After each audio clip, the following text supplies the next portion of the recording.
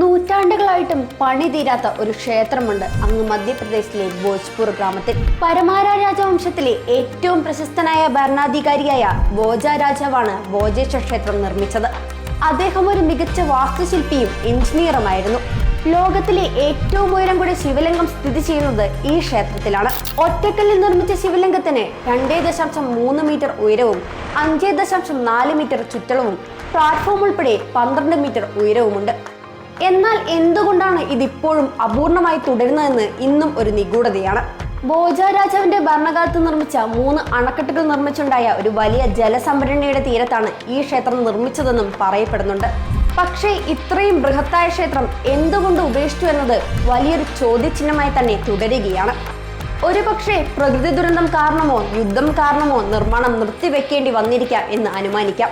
എന്നാൽ ഇതിന്റെ അടുത്തുള്ള കോറികളിൽ നിന്ന് കണ്ടെത്തിയ പാറകളിൽ കൊത്തിയെടുത്ത വിശദമായ വാസ്തുവിദ്യാ പദ്ധതികൾ കാണാം. ഒരു വലിയ ക്ഷേത്രം നിർമ്മിക്കാനുള്ള മുന്നൊരുക്കം 11ാം നൂറ്റാണ്ടിൽ നടന്നിരിക്കണം.